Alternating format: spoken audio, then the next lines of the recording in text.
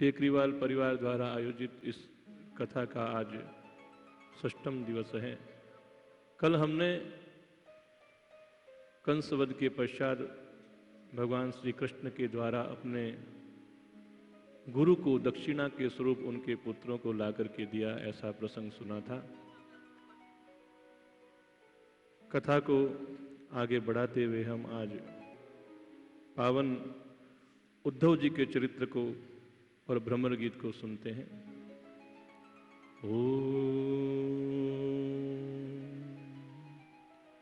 एक दिन भगवान श्री कृष्ण एकांत में अपने सखा उद्धव को बुलाते हैं,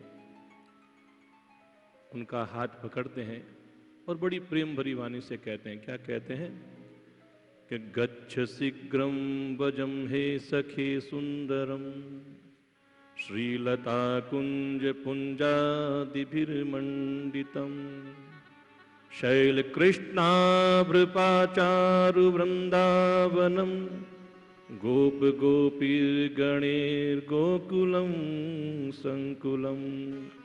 कहे सखा, तुम शीघ्र ही ब्रज में चले जाओ। अच्छा, ब्रज में जाके पहले वृंदावन जाना, फिर गोकुल जाना। मैं तुम्हें बहुत से पत्र लिख करके देता हूं, तो एक पत्र मेरे बाबा नंद को देना, एक माता यशोदा को देना, और एक पत्र मेरी परम प्रेयसी श्री राधा को उनके सुंदर निकुंज में जाकर के देना। फिर मेरे बाल सखा तुम्हें वहां पर मिलेंगे, वियोग में आकुल गोपियां भी मिलेगी। हे उद्धव, तुम सभी को मेरा एक एक पत्र दे देना। भगवान की आज्ञा पाकर के भगवान के द्वारा दिए गए पत्रों को लेकर के उद्धव जी महाराज ब्रज की ओर चल पड़ते हैं।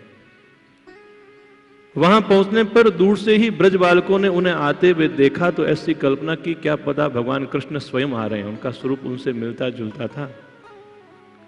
तो ये कृष्ण की आकृति वाले ये कृष्ण सखा उद्धव ही जान पड़ते हैं, ऐसा उन्होंने मन में सोचा। उद्धव जी ने उनके समीप जाकर के अपना रथ रोका, रथ से उतर करके श्री दामा को गले से लगा लिया और कहा, हे सखा, तुम्हारे परम मित्र ने तुम्हारे लिए पत्र भेजा है। जब श्रीदामा ने ऐसा सुना कि मेरे प्रभु ने मुझे याद किया, उसका हृदय गदगद हो आया, आंखों से प्रेमांसु आ गए। पत्र तो हाथ में है लेकिन उसको पढ़ सकने की क्षमता नहीं है, क्योंकि प्रेम की अतिरिक्तता हो गई है। भगवान ने तुमसे कहा है कि तुम लोग वहां स आनंद रहो, किसी प्रकार का शोक मत करो। मैं मेरा कार्य समापन करके शीघ्र ही तुम्हारे पास आऊंगा। श्रीदामा पत्र को पढ़ना चाहता है लेकिन पढ़ नहीं पाता है। वह कहने लगता है कि कृष्ण के बिना हमें ये सारा जगत शून्य सा दिखाई देता है। क्षणो युगत्वं च घटी महामते प्रयाति मन्वन्तरतां ब्रजोकशां यामश्च कल्पं च दिनं विना हरिं वियोग दुःखेर्द्विपरार्धतां गतम्। श्रीधामा कहता है, हे उद्धव, भगवान कृष्ण के बिना हमारे लिए तो यह क्षण युग के समान है। ये जो घड़ी बीतती है ऐसा लगता है कि मनवंतर बीत रहा हो, प्रहर कल्प के समान। वियोग जन्य दुखों के कारण ब्रह्मा की आयु के समान दिन नजर आता है। उन कृष्ण की मिलने की आशा में हमारे प्राण भी तो नहीं निकलते हैं। प्राण कहते रुक जाओ, क्या पता कल हमारे कृष्ण हमारे पास आ जाएंगे। इस प्रकार व्याकुल गोपों को देखा। उद्धव ने कहा कि आप लोग घबराओ मत, मैं शपथ पूर्वक प्रतिज्ञा करता हूं कि भगवान श्री कृष्ण को आपके पास जरूर लेकर के आऊंगा। इस तरह गोपों को सांत्वना देके उद्धव नंदग्राम की ओर प्रस्थान करते हैं। संध्याकालीन समय हो रखा है। सभी गौएं घास चर करके ब्रज की ओर लौट रही हैं और गोपियां श्री कृष्ण के मंगलमय चरित्र का गान कर रही है।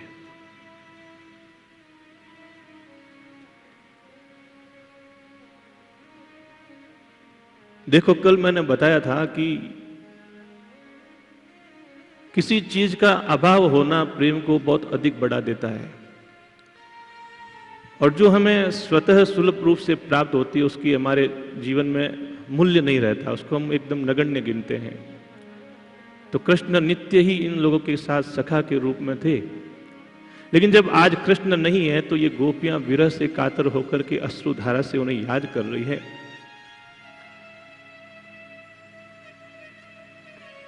गोपियों ने सोचा कि देखो कहीं ये वापस अक्रूर तो नहीं आ गया है। अब नंद जी ने उद्धव को देख लिया तो उद्धव को सत्कार सहित अपने घर में लाए, भोजन कराया, सुंदर सैया पर लेटाया और पैर दबाते समय पूछा कि हे महाभाग, आप हमें ऐसा बताओ कि हमारे मित्र वसुदेव अपने पुत्रों के सहित कुशल पूर्वक तो हैं? क्या कभी वे हमें याद करते हैं? अच्छा ये बताओ, कभी हमें देखने की इच्छा से यहां आएंगे क्या? क्योंकि अब मैं उनका वियोग सहन नहीं कर पाता हूं। मैंने जो मेरे कृष्णा की जो लीलाएं देखी थी उनको याद कर करके मेरा हृदय भर आता है। नंद बाबा और यशोदा दोनों ही भगवान के मंगलमय चरित्र को स्मरण करते हैं और रोने लगते हैं। भावावेश में रोते रोते उनके कंठ अवरुद्ध हो गए। उद्धव जी कहते हैं, प्रभु आप लोग बड़े धन्य हैं, बड़े ही भाग्यवान हैं जो भगवान नारायण में आपकी ऐसी दृढ़ निष्ठा है, इतना निश्चल प्रेम है। वे दोनों भैया प्रकृति और पुरुष से परे इस अखिल जगत के कारण हैं, नियंता है, ज्ञानदाता है। उनके महत्व को मैं आपको कहां तक कहूं। यदि व्यक्ति का प्राण निकल रहा हो और उसको यदि परमात्मा का मंगलमय नाम याद आ जाए, वह अपने आप को भगवान के चरणों में स्थित कर दे तो सभी प्रकार के कर्म बंधनों से मुक्त हो जाता है। ये परमात्मा सर्वत्र व्याप्त है। जैसे काष्ठ में अग्नि नित्य ही रहती है, उसी प्रकार से परमात्मा संपूर्ण जगत में विद्यमान है। आप नित्य ही उनका स्मरण करते रहें, सर्वत्र उन्हीं को देखें। इस प्रकार नंद और उद्धव के बीच परस्पर चर्चा चलती रही। सारी रात बीत गई। अब कुछ गोपियां प्रातःकाल उठ करके अपनी दहली पर पूजन कर रही थी। तो नंद बाबा के घर की तरफ देखा तो रथ खड़ा था। मन में विचार करने लगी, क्या कान्हा आ गया है या वही क्रूर जो जिसका नाम अक्रूर रखा हुआ है वह वापस आया है? ऐसा करके अपने मन में विचार कर ही रही थी।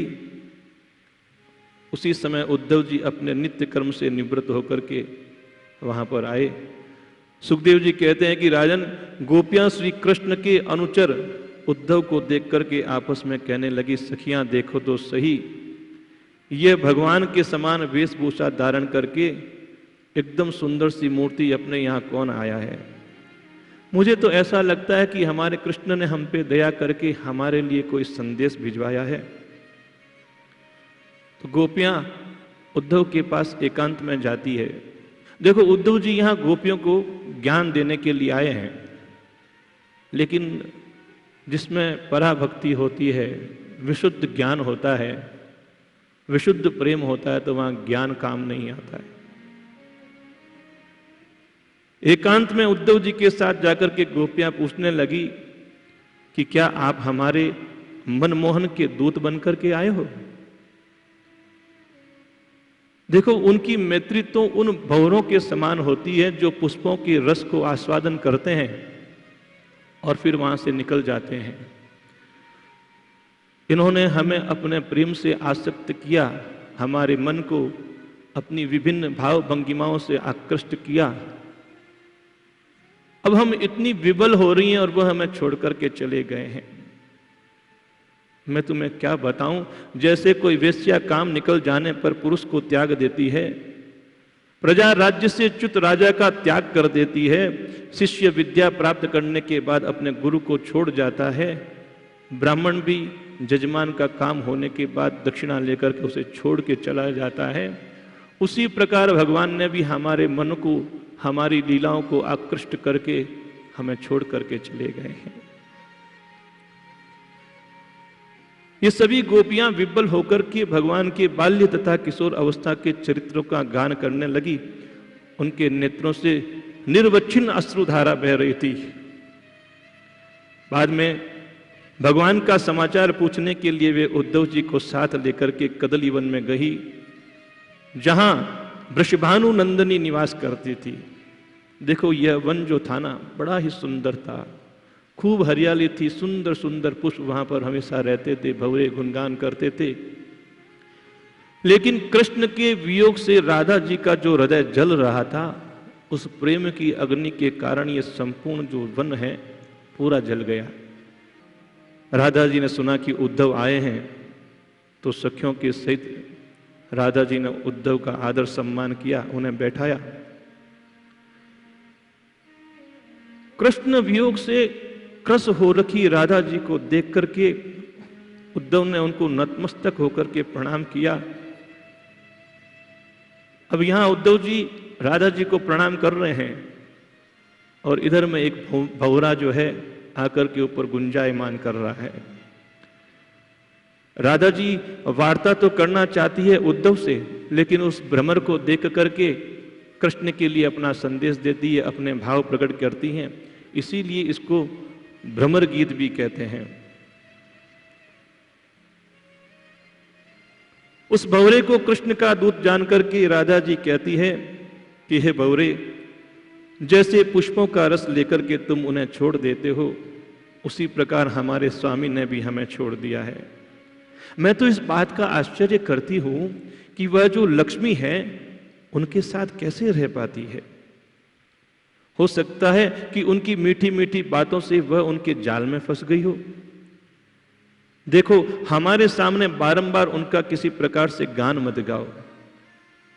तुम्हें अगर कुछ उनके बारे में चर्चा करनी है तो उन सखियों के पास जाओ जो अभी तक उनकी आस लगाए बैठी है, क्योंकि मैं कपटी लोगों का चरित्र सुनना नहीं चाहती हूं।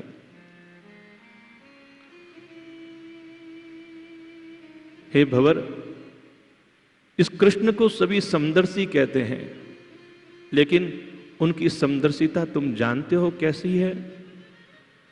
राम अवतार में उन्होंने छिपकर के बाली को मारा और सुग्रीव को बचाया। क्या यह उनकी समदर्शिता थी? उनको पति बनाने के लिए एक सुंदरी स्त्री आई थी, उसके नाक कान काट करके उसको कुरूप बना दिया। क्या यह उनकी समदर्शिता थी? इन सब चरित्रों को देखकर सुनने मैंने भी शपथ खा ली है कि जो श्याम वर्ण के होते हैं उनसे कभी भी मित्रता नहीं करनी चाहिए। किंतु क्या करें, जब उनकी वो मीठी मीठी बातें याद आती है तो मन बरबस ही उनके पास चला जाता है, वहां से हटता नहीं है। जो एक बार उनके गुणों को सुन लेता है वह अपना घर बार सब कुछ छोड़ करके भिखारी बन जाता है। हे प्यारे भंवरे, तुम तो चले गए थे ना, अब वापस लौट करके क्यों आए हो? कहो, हमसे क्या चाहते हो? हमें तुम वहां ले जाना चाहते हो तो कैसे लेकर के जाओगे? उनके हृदय में तो लक्ष्मी का निवास हो रखा है और एक मयान में दो तलवारें नहीं रह सकती है। अच्छा, तुम मुझे ये बताओ कि कभी हमारे प्रिया प्रीतम हम दासियों को याद करते हैं या नहीं? इस प्रकार राधा जी भ्रमर के माध्यम से उद्धव जी से भगवान श्री कृष्ण के प्रति चर्चाएं करती है। यह भ्रमर गीत दिव्योन्माद से भरी हुई भगवान की परम प्रियतमा श्री वृषभानु नंदिनी के द्वारा गाया गया है। इसमें मालिनी छंद के 10 श्लोकों से उन्होंने अपने प्रियतम को उपालंब दिया है, अपना प्रणय को, अपना प्रेम का जो गुस्सा है उन्हें दिखाया है। उद्धव द्वारा राधा के इस प्रकार का अलौकिक प्रेम देख करके चकित हो गए हाथ जोड़ करके मां राधा को बोलते हैं, क्या कहते हैं? ग्रहाण पत्रम निजनाथ दत्तम शोकम परम मां कुरु राधिके त्वम हश्वेन कालेन विधाय कार्यम तत्रागमिष्यामि तदुक्त वाक्यम। हे राधिका देवी, भगवान का दिया हुआ यह पत्र आप पढ़ो, आप शोक मत करो, आप दुखी मत हो। भगवान ने कहा है कि मैं मेरे यहाँ के कार्यों को संपन्न करके शीघ्र ही तुम्हारे पास आऊंगा। अब राधा जी इतनी दुबली हो गई, इतनी कमजोर हो गई कि उन्होंने पत्र तो ले लिया, अपने सिर पे लगाया, हृदय से लगाया और उसको पढ़ना प्रारंभ किया। तो जो शब्द लिखे हुए थे उन शब्दों में ही ठाकुर जी का शिव विग्रह दिखाई दे रहा है। इतने तो वियोग से वह दुखी है, उनको प्राप्त करना चाहती है और भगवान का दर्शन पाकर के उस पत्र को पढ़ नहीं पाती है। उनकी लीलाओं का स्मरण करके आंखों से आंसू बहने लगते हैं। राधा जी को भावातिरिक्त के कारण मूर्छा आ जाती है। विभिन्न प्रकार के उपाय करके गोपियां उन्हें उस मूर्छा से वापस जागृत अवस्था में लाती है, लेकिन होश आने पर भी राधा जी के नेत्रों से आंसू रुकते नहीं हैं। यह देखकर के उद्धव और गोपियों के भी नेत्रों से आंसू आने लग गए। उन्हीं अश्रुओं से वृंदावन में लीला सरोवर का निर्माण हुआ है। बोलो श्री कृष्ण कन्हैया लाल की जय। भक्तों के भावपूर्ण अश्रुओं से निर्मित यह लीला सरोवर है। जो इसका दर्शन स्पर्श स्नान करता है परमात्मा की निश्चल भक्ति प्राप्त करता है। उसी सरोवर में उद्धव जी का ज्ञान भी बह गया। उन्हें अपने शरीर की भी सुध बुध नहीं रही। आए तो थे गोपियों को, राधा जी को ज्ञान देने, लेकिन खुद उनके प्रेम और अश्रुधारा में बह गए। वे आश्वस्त देने के लिए वहां पर आए थे, लेकिन खुद वहां प्रेम के प्रभाव में गोते लगाने लगे। अब जब उद्धव जी ने राधा जी की तरफ दृष्टि डाली, बड़ा विहंगम दृश्य देखा कि राधा जी के आधे शरीर में भगवान श्याम विराजमान है, आधे शरीर से राधिका जी है। उद्धव जी दर्शन करके कृतार्थ हो गए, आनंद विभोर होकर के स्तुति करने लगे। सदास्ति कृष्ण परिपूर्ण देवो राधे सदा त्वं परिपूर्ण देवी। श्री कृष्ण चंद्र कृत नित्य लीलो लीलावती त्वं कृत नित्य लीला। कृष्ण स्वयं ब्रह्म परम पुराणो लीला तदिच्छा प्रकृतिस्त्वमेव। परस्परं संधित विग्रहाभ्याम नमो युवाभ्याम हरिराधिकाभ्याम। इस प्रकार उद्धव जी लगातार स्तुति कर रहे थे तो लीला शक्ति ने अपना दृश्य बदला। राधा जी के शरीर से जो भगवान की छवि नजर आ रही थी वह अंतर्हित हो गई।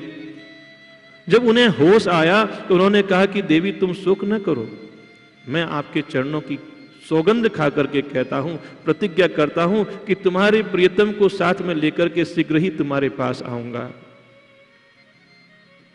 अब आप मेरे कहने से कृपा करो कि आप भी अपने हाथ से एक पत्र लिख करके श्याम सुंदर को दे दो, तो उन्हें भी एक अवलंबन मिल जाएगा। मैं आपका पत्र श्याम को देऊंगा। अब राधा जी लिखना चाह रही है लेकिन कुछ भी लिख नहीं पा रही है। उनका भावावेश इतना है कि जैसे ही लिखने बैठती है अश्रुधाराओं से वो पेपर पूरा का पूरा गीला हो जाता है।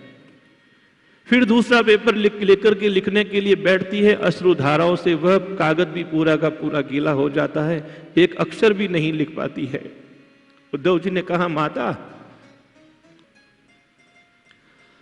उद्धव जी ने राधा जी के चरणों में प्रणाम किया और कहा कि माता आप रहने दो, आप श्रम मत करो। मैं आपके मन की स्थिति श्याम सुंदर को बता दूंगा, अवगत करवा दूंगा।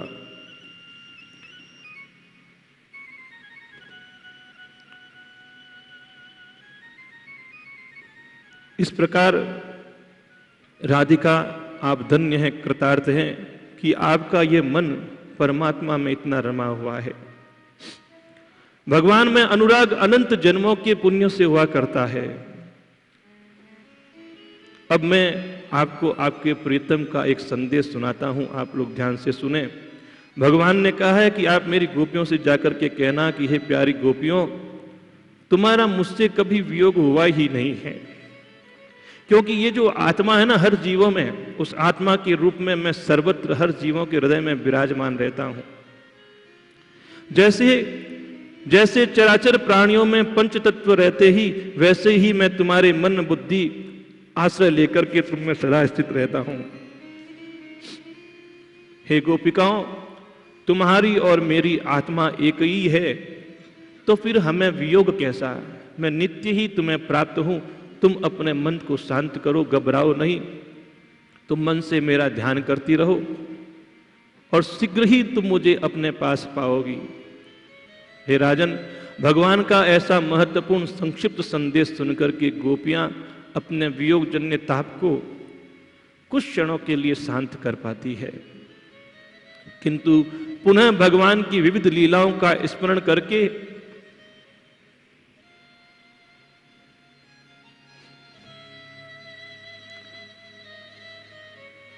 हरे कृष्णा